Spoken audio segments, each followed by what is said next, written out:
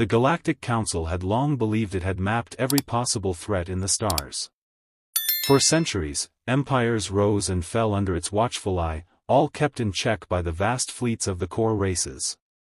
When a new species was discovered, the Council's routine was predictable: scan their homeworld, measure their technology, judge their threat. Most civilizations bowed, joined, or perished. So when a human exploration vessel stumbled into the core's border space, the Council hardly took notice. Another primitive race, barely past interstellar infancy. Their ships were small, their weapons crude. The first encounter, a brief transmission of confused greetings, was dismissed as irrelevant. But then the humans did something strange. They didn't beg. They didn't posture. They didn't rush to sign treaties of submission. They simply observed. Their first ambassadors arrived at the Council not draped in gold or shaking in fear, but quietly taking notes, recording every face, every motion, every word. The Council had seen rage before, and fear, and arrogance. But calm, such unshakable calm, was new. High Chancellor Vale of the Tresari Empire leaned across the Council chamber table, mandibles clicking with irritation. Humans, do you understand the weight of this place? Do you understand you stand before rulers of 10,000 worlds? The lead human, a woman named Dr. Elena Mora, merely adjusted her glasses and smiled faintly. Yes, she said softly. We're listening. Listening. Not pleading. Not protesting. Just listening. The Council grew uneasy. When the core races threatened a species, the results were predictable: panic, rebellion, surrender. Humans, however, absorbed each insult like stone absorbs rain. They offered no reaction but curiosity. When fleets were paraded before them, humans only asked questions about fuel efficiency, logistics, and supply chains, scribbling notes as if planning something. It was unnerving. Admiral Korvac of the Verne Dominion finally snapped. You take notes as though you have something to teach us, little mammals. What are you planning? Elena looked up at him. Her gaze was not hostile, nor mocking.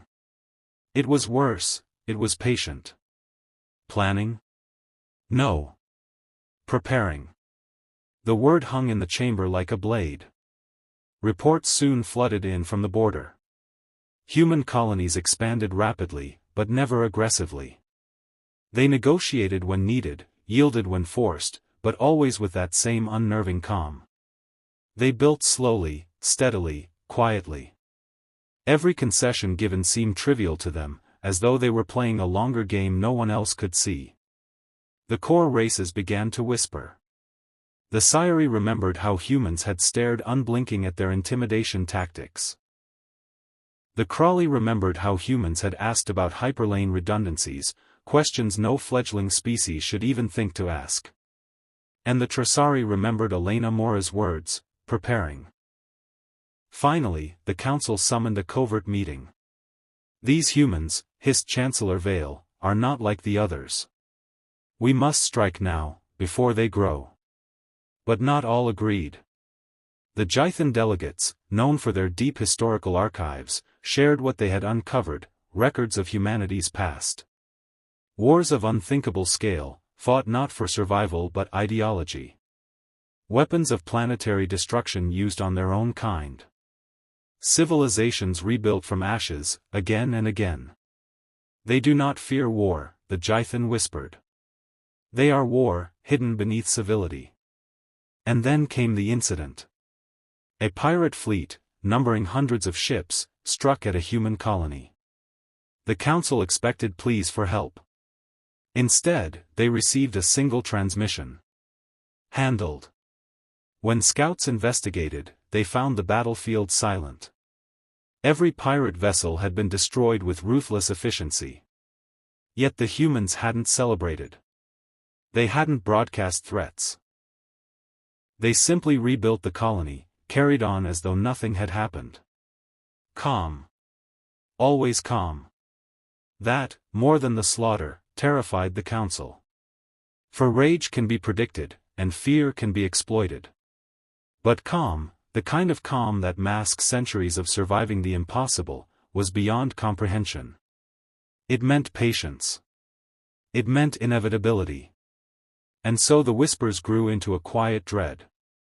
Humanity had stumbled into the Galactic Empire by accident. They had no vast fleets, no ancient powers, no godlike weapons. What they had was worse, a stillness that spoke of storms yet to come. The Council, for the first time in centuries, chose not to provoke. Borders were redrawn to give humans space. Treaties were offered without demand. Ambassadors were treated with respect usually reserved for core powers.